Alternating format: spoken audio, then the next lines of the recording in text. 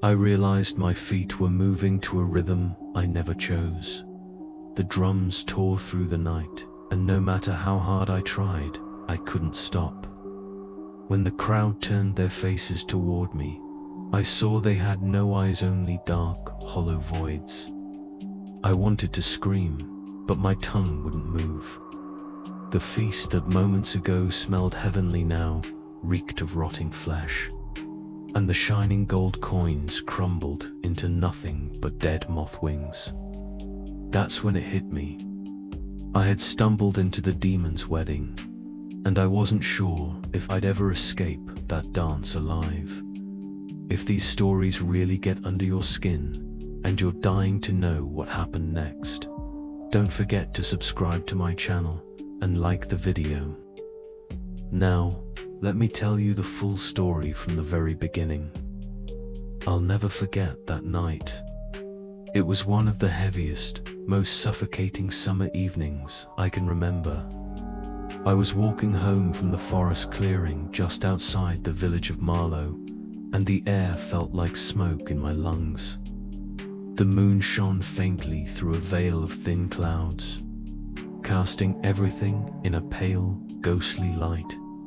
But it was the silence that unnerved me most. No dogs barking, no crickets singing, just a thick, unnatural stillness that pressed on my ears. That's when I noticed strange lights flickering in the distance, right in the middle of the empty woods. At first, I thought my eyes were playing tricks on me. After all, there were no houses out there, no people who could light a fire. Yet the lights grew brighter, like lanterns from some hidden festival, and then I heard it. The faint, pulsing sound of drums. My chest tightened. I remembered the warnings from my grandparents. If you ever see strange lights at night, don't follow them. They belong to the demon's wedding, but curiosity is a dangerous thing. My feet started moving on their own, carrying me closer and closer to the glow. As I got closer, I froze in my tracks. Right there in the middle of the woods, a whole crowd had gathered as if some hidden village had sprung up overnight. Men and women laughed, sang, and clapped while the drums pounded with a rhythm that made the earth tremble. Their clothes shimmered in every color, imaginable bright silks and glittering fabrics unlike anything I'd ever seen in real life. They looked too perfect, too dazzling, as if no tailor could have ever stitched them together. For a second, I thought maybe I was dreaming. Then a man stepped out of the crowd. His face was shadowed, but his lips stretched into a wide, unsettling grin. "Welcome," he said softly. "We're having a wedding. Come, join us." My heart hammered in my chest. Every instinct told me to run, but instead, a strange calm washed over me. My fear slipped away as if someone had lifted it right out of me. They led me to the tables set up in the center. The feast was unbelievable: roasted meats glistening with juice, dark spiced wine flowing in golden cups, warm bread steaming as if it had just come out of the oven. The smell was intoxicating. My stomach betrayed me, and I reached for a bite. The taste was unlike anything I'd ever eaten in my life. All around me, the crowd cheered, laughed, and devoured the food. The air rang with music and joy. For a moment, I almost forgot where I was. Then she appeared. A woman stepped close, her face pale as ash, the ashen-faced bride.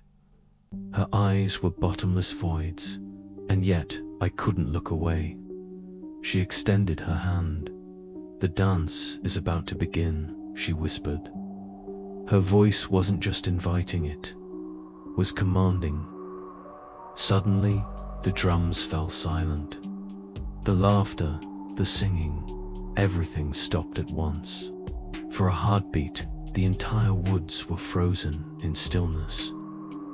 Then, a booming voice echoed across the night. "Let the dance begin." In an instant, hundreds of people rose to their feet. They formed wide circles, linking arms and swaying in unison.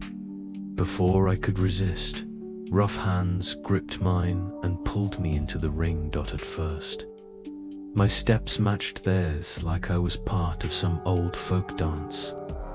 But soon, I realized this rhythm wasn't like anything I'd ever known. Each stomp against the dirt seemed to echo back from beneath the earth, as though something deep below was answering us. I lifted my eyes to the sky. The moon that had been silver only moments ago was gone. Instead, the sky cracked open and revealed a burning star, swelling larger until it seemed to swallow the heavens. Not a single cloud remained. A chill surged through me, sharp and biting. The pace quickened. Faster and faster we spun. Faces around me began to blur, melting into grotesque shapes. Arms stretched unnaturally long, feet twisted backward. Jaws sagged open at impossible angles. The ashen-faced bride leaned close, her breath cold against my ear. "Don't stop," she hissed. "If you stop, you'll never leave." Her words rang inside my skull, vibrating like the drum itself. I remembered the warnings of my grandfather, how those who stumbled into a demon's wedding danced until dawn, and if they faltered, they vanished forever. Through the blur of dancers, I caught a glimpse of a familiar face. My heart nearly stopped. It was Old Man Gregory, the neighbor who had vanished years ago without a trace. Our eyes met. His were pure white, empty of pupils, yet I knew he recognized me. His lips moved, barely forming the words, "Run, but never look back." The circle spun faster, pulling me deeper into its grip. My lungs burned, my body screamed for rest, but my legs never faltered. Cold, inhuman hands clutched mine like iron. That was when I understood these weren't people. The feast caught my eye again, and my stomach turned. The once glorious meats now crawled with worms. Wine had curdled into thick, black sludge. Bread sprouted green mold. Yet the dancers feasted hungrily, their mouths smeared with filth. Then I noticed the coins on the table, bright, golden, glowing under the burning star. A few guests stuffed them into their pockets. My hands trembled. Maybe if I take some, I won't leave empty-handed. I reached for one. Just as my fingers touched it, the ashen-faced bride's icy hand clamped down on my wrist, leaving a burning mark. "If you take them," she whispered, "you'll never go home." I blinked, and the truth revealed itself. The glittering coins weren't gold at all. They were nothing but dry, brittle leaves. And the crowd gathered them as though they were priceless treasure. The pounding rhythm grew violent. My bones felt like they would snap with every stomp. I tried to scream, but my voice died in my throat. Then, all at once, the crowd shouted as one, "Don't stop before dawn." The words split my skull. I understood then if I stopped before morning, I'd be trapped forever. But what if morning never came? The burning star above us grew larger, redder, until it filled the sky completely. Finally, my body collapsed. My knees hit the ground, and for the first time, my feet stopped moving. Every head turned toward me. The faceless crowd opened their mouths in unison and released a piercing, hellish scream. The earth shook. The sky split. Then, silence. I opened my eyes. Dawn. The first rays of sunlight bled across the horizon.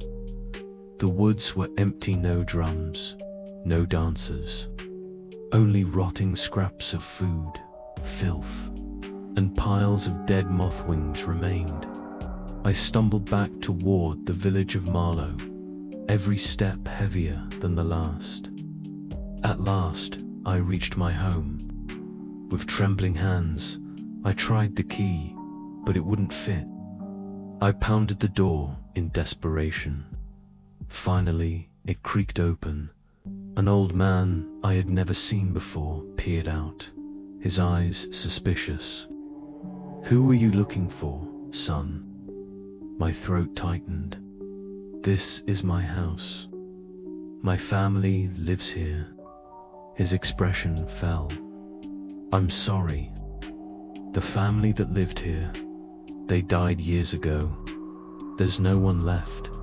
The world tilted beneath me.